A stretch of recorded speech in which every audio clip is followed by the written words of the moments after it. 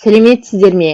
Алдыңғы білім. Суреттерге қара ойланып көр, не байқадың? Белгілі бір уақыт аралығында кішкентай сәби өсіп, өзгерді, үлкен бала болды. Тірі ағзалардағы өзгерістер белгілі бір уақыт аралығында жүреді. Әртүрлі құбылыстың дамуына, өзгеруіне уақыт керек. Оларды түрлі уақыт өлшемімен өлшейді. Мысалы, ай, апта, сағат, минут. Жыл мезгілі ай өткен сайын өзгереді. Ал өсімдіктің гүлденуіне бірнеше апта қажет болуы мүмкін. Ал ыдыстағы суды қайнату үшін бірнеше минут жеткілікті. Уақытты анықтайтын құралдар.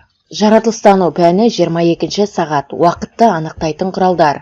Күн сағат. Күн сәулесі арқылы уақытты анықтауға қолданылатын аспап. Алғашқы күн сағат ежелгі Мысырда жасалған. Олар уақытты күннің қозғалысы бойынша анықтаған. Сол уақыттан бері сағаттың солдан оңға қарай айналу бағыты өзгерген жөн. Өзгерген жоқ. Бір күні адамның көлеңкесінің түске дейін бір жаққа, түстен кейін бір жаққа түсетінін байқапты. Адам жерге қазық қағып циферблат сызды. Бұл қазық гномон деп аталды. Гномон деген ежелгі астрономиялық құрал. Осы гномонның циферблатқа түскен көлеңкесі арқылы уақыттың қанша болғанын білген. Мұндай сағат күн сағаты деп аталады. Уақыт өте келе адам су сағатын ойлап тапты.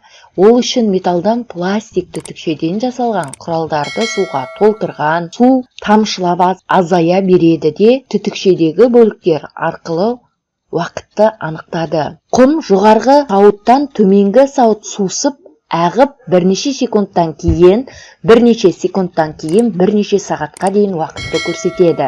Гүлді сағат уақыттың әр кезеңінде гүлдегі өзгеріске қарап уақытты анықтаған. Бұл цифр күндері гүл сағаттың көмегімен уақытты дәл анықтауға болады. Стақанға тамшылап тұрған суды бақыла. Оның көмегімен уақытты анықтауға бола ма? Бір стақанның іші су тамшысымен қанша уақытта толады? Оны қандай құралмен өлшеуге болады? Қорытынды жаса.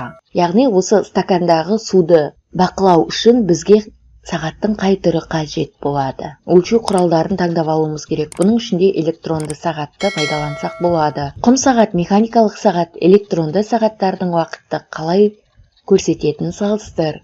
Ол үшін барлық сағатты бірдей уақытқа қой, 1-2 минут бақыла.